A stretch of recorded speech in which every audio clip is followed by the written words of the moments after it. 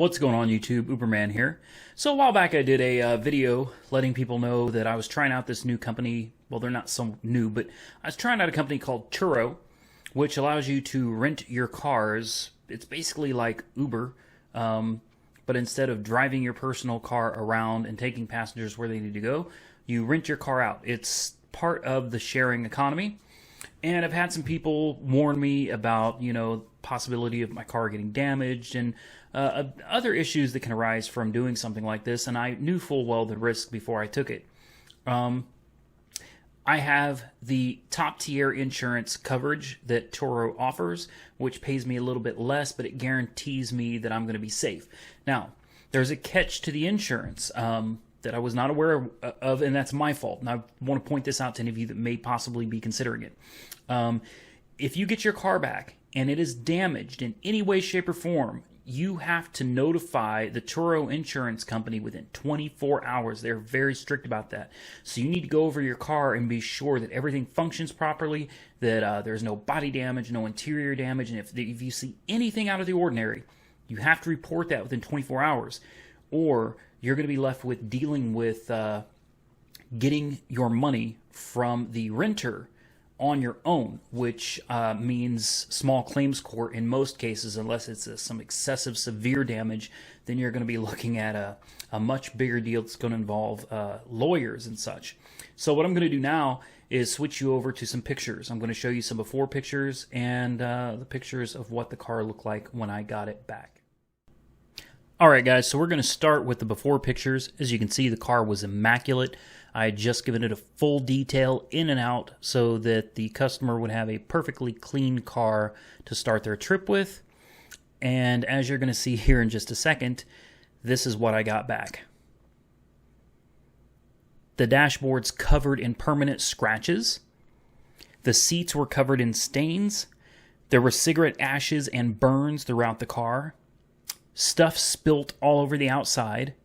This is a pretty big dent. There was what appears to be laundry detergent spilt all over the floor mats and the floor of the car. Again, laundry detergent spilt all over the door. This thing was disgusting. Cigarette burns in the seats.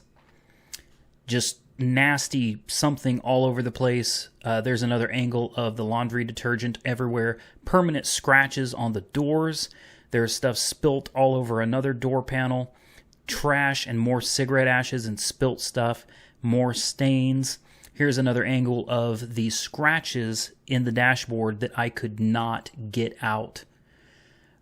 Stuff spilt and ashes all over the center console. I don't know what that is embedded in my seats. More just nastiness all over the car. There's the laundry detergent stuff spilling outside of the car. Another angle of cigarette ashes and burns. Trash everywhere. Toothbrush, along with some other nasty stuff found in the car. We also found a knife. Some real sketchy stuff turned up in this car. That's after I vacuumed. I couldn't get that out by hand. The laundry detergent. That's another angle of the dent, but it's hard to see. The door panel that's just nasty and dirty. Here's the text messages between her and I regarding her paying me for the damages to the car. And if you see this profile, do not rent to her. Needless to say, I'm uber pissed about this, and this is something that can happen. Now, she agreed to pay me $200, and there's a little bit of a story. I'm going to try to keep it short, but I'm going to get into it. All right, I've got a receipt right here from the car lot that I purchased the car from. Actually got a refund. I got my money back and I took the car back. That's how bad it was. And the only way I was able to return the car is because they couldn't finance me at the APR that they had quoted me on the documents that I signed in the sales contract. Because of that, they had to change the APR, and that required me to agree to a new contract. Since I refused to agree to it, they had to take the car back and give me a refund. That is the only reason I was able to get out from under that car. Let me tell you about it, guys. It was a nightmare, okay? I mean, a nightmare getting this car back from her.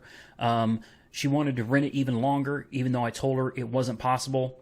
Then she told me that she had already paid to rent it again, which wasn't possible because I pulled the listing down because I was going to go on a family road trip in it. She kept telling me that she had already paid for it. She wouldn't return the car.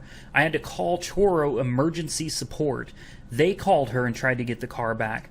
I finally meet her at the address I was supposed to pick it up from, and over an hour later, the car was missing. That's when she starts sending me those text messages. Feel free to go back and pause so you can read them, saying that this other guy had been driving it, and he lives over here. I had to drive somewhere else to get my car. When I pulled up, these sketchy two dudes were just pulling. I mean, they filled the car with their personal property like they were moving. They used it like a truck, pulling everything out. The car was so disgusting. It was so disgusting. I didn't even want to touch it. Upon driving it on the highway back, the front end of the car just shaking. They got a car that was in absolutely perfect condition. No burn holes, nothing. It was flawless. One renter over the course of 1 week managed to totally destroy it. And here's where I messed up. I should have contacted Turo support immediately and reported all of these damages and sent them the pictures. This lady did this thing where she's standing in the driveway with her kid and they're crying and, oh, this guy's abusive and he forced me to let him take the car and I don't know what I'm going to do. So I proceed to detail the car myself. Let me tell you guys, it took me hours to get the car clean. Hours to get that thing clean. I had to scrub. It was disgusting. She offered to pay me $200 originally, cash. I told her to let me check the car out first before I agreed to. After I got the car cleaned up, I said, yeah, I'll take $200 and we'll just be done with this. I don't want to deal with it anymore. Well, she was supposed to pay me that Friday. Never heard from her. Saturday, never heard from her. Sunday, never heard from her. Monday, today, didn't hear from her, so I sent her messages, didn't hear back. I called her, and it went straight to this thing saying, the subscriber you're trying to reach is not available at this time. It wasn't voicemail. It was some other thing, like her phone. She shut her phone off or something. I don't know. Anyway, thankfully, after this, I got a call from the car lot saying, hey, we couldn't get you locked in at the APR. We've got this APR for you, and I would have taken it, but this car, I couldn't deal with it. So I let it go. I got my money back. I went to another car dealership and I picked up I actually got my money back on that car. Then I took my F-250 and traded it in on a 2012 Chevy Cruze Eco, a little turbo 1.4 automatic, great little gasser, little get around car, excellent car. Very happy with it. Very happy that I got lucky and got out of this, but either way, I still had to clean the car. Now, I could not get the scratches out of that dashboard, and I'm one hell of a detailer. Couldn't get the scratches out. That's done. There were permanent scuffs and scrapes in the doors and stuff. Couldn't get it out. The dents, couldn't get it out. So I felt that $200 was fair for the headache, the hassle that I had to go through to get the car back. In fact, it should have been more than that. Well, today, she's telling me that she doesn't really owe me anything, and I'm... So here's what I'm doing. I am going to sue her. I've already got the paperwork drawn up, and it's ready to go. I told her she's got 48 hours to pay me $200, or I'm taking her to court for $500 plus costs. I've filed suits plenty of times on my own. It's not difficult to do. It only costs like $59, and very simple. No big deal. I'll take her to court, and it's not about the $200 because honestly, taking her to court over $200 is a huge headache that I don't need. It's not about the money. It's about the principle. These types of people need to learn that you can't screw people over like this. People that work hard and people that spend lots of money on these cars. The same thing with Uber. These people do not respect us. They don't appreciate us. I don't expect them to appreciate or respect me after I sue this lady either. But I'm going to teach one person at a time that screws me over a lesson. Okay? You're going to be taken to court. And eventually, it may be a headache for me, but you're going to pay for it, and hopefully I can save somebody else the headache of having to deal with somebody like this again, because there's no excuse for this type of behavior. Taking somebody, I know it's not an expensive car. I know it's a $15,000 car. It's not like it's a whole bunch of money, but that's $15,000 of my money, and they just tossed it around like garbage. I mean, they treated it like it was junk. Not going to happen. Now, moving on, I'm going to put a screenshot, like, here somewhere. There we go. I'm going to put a screenshot right there. My total payout, otherwise it's gone great. I've rented to 5 people, only a problem with 1. The other 4 renters, no issues at all. Things have gone very smoothly, and if I had reported to Turo's insurance to begin with, this would be a whole other story. Wouldn't be having to deal with suing her, and they would take care of it. I'll do an update video later after I sue her, or if she pays me. Either way, I'll do an update video. But I've done very well with Turo. I have made, I got it written down, $540. Like I said, it'll be a screenshot at the end. In the last 2 weeks, renting my cars out, and it's great. It's extra money, and it's not bad. My Elantra is rented out for 2 months straight, and I'm getting paid $94.50 a week every week for the next 8 weeks. And after that, I'll get one more little lump sum for like 40 or 50 bucks.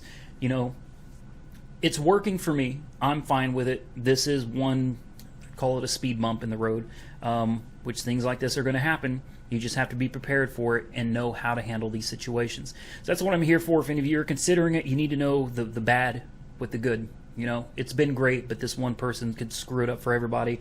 I'm just not going to let that happen. So just be prepared. And I've always got an interesting story to share with you guys. So go ahead and like, comment, subscribe. Stay safe out there, and Uber on.